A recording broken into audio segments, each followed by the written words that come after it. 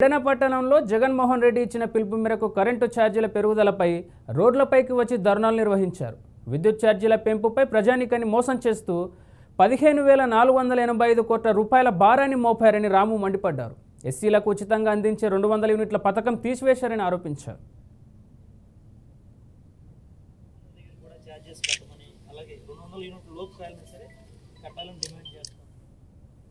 కార్యకర్తలను ఊరూరు పంపించి మా మీద దుష్ప్రచారం చేశారు చంద్రబాబు నాయుడు గారు. మరి 6 నెలలు కూడా కాకుండానే 4వ మీరు ముఖ్యమంత్రి అయ్యి మీరు ఇచ్చిన హామీలు గాలి కొదిలేశారని అడుగుతా ఉన్నాం మేము పెడన వైఎస్ఆర్ కాంగ్రెస్ పార్టీ తరఫున.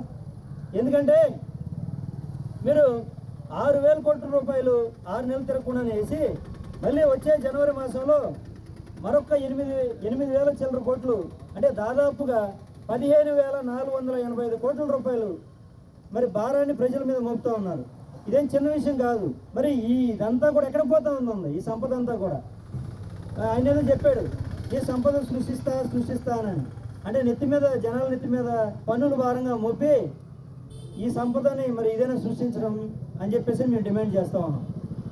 మరి బాధుడని మరి జగన్ గారిని విమర్శించి మీ నాయకుల్ని కార్యకర్తలను ఊరూరు పంపించి మా మీద దుష్ప్రచారం చేశారు చంద్రబాబు నాయుడు గారు. మరి 6 నెలలు కూడా కాకుండానే 4వ మీరు ముఖ్యమంత్రి అయ్యి మీరు ఇచ్చిన హామీలు గాలి కొదిలేశారని అడుగుతా ఉన్నాం మేము.